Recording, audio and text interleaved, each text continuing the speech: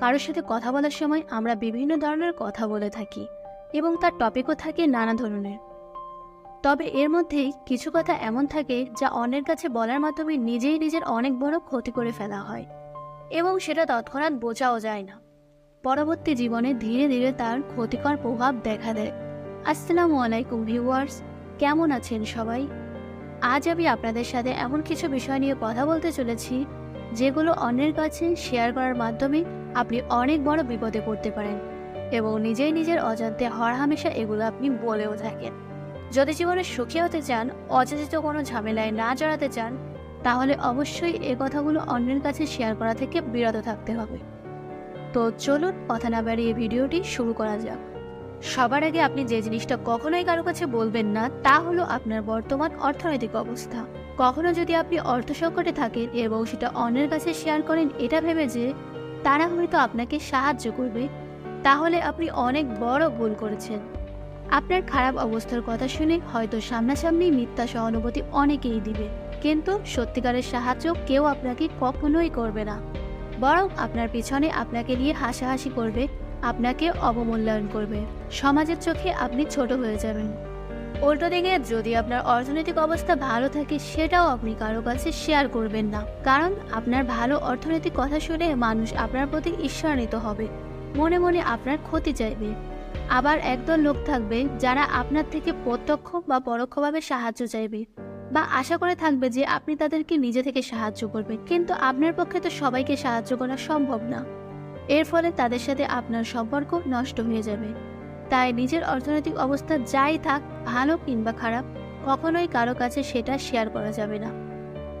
দ্বিতীয় যে বিষয়টি আপনি কারো কাছে শেয়ার করবেন না তা হলো আপনার পূর্বের জীবনের করা কোনো ভুল। কোনো মানুষই ভুল ত্রুটির ঊর্ধ্বে নন। সবাই তাদের পূর্বের জীবনে হয় কোনো ভুল করেছে, না হয় বর্তমানে করছে, আর নয়তো ভবিষ্যতে করবে। ধরুন আপনি আপনার অতীতে না বুঝে কোনো ভুল করেছেন, যা থেকে আপনি হয়তো শিক্ষাও নিয়েছেন, কিন্তু আপনি যদি আপনার সেই না বুঝে করা ভুলটি কারো কাছে শেয়ার করেন, তাহলে সে আপনাকে সেই ভুলটি দ্বারাই বিচার করবে এবং ভবিষ্যতেও এমন কিছু করবেন ভেবে আপনাকে ভুল বুঝে আপনার থেকে মুখ ফিরিয়ে নিবে। আবার অনেকে আপনার করা ভুলটিকে আপনার দুর্বলতা মনে করবে এবং আপনাকে সেইভাবে ট্রিট করবে। আর যে আপনার পূর্বের ভুলটি জানে, যদি কখনো তার সাথে আপনার সম্পর্ক খারাপ হয়, তখন সে সেই ভুলটির কথা মনে করিয়ে দিয়ে আপনাকে আঘাত দিবে অথবা অন্যের কাছে বলে আপনাকে অপমান করবে। তাই কখনো নিজের পূর্বের জীবনের করা কোনো ভুল কারো কাছে শেয়ার করবেন না। এরপর যে জিনিসটা আপনি কারো কাছে শেয়ার করবেন না তা হলো নিজের ঘরের সমস্যার কথা। প্রতিটা পরিবারের মাঝেই কিছু ঝামেলা থাকে, সদস্যদের মাঝে মনোমালিন্য থাকে। আপনি অথবা আপনার পরিবারের অন্য কোনো সদস্যের ভিতরে এমন কিছু স্বভাব থাকে যা হয়তো আপনার ভালো লাগে না বা কারোরই ভালো লাগে না।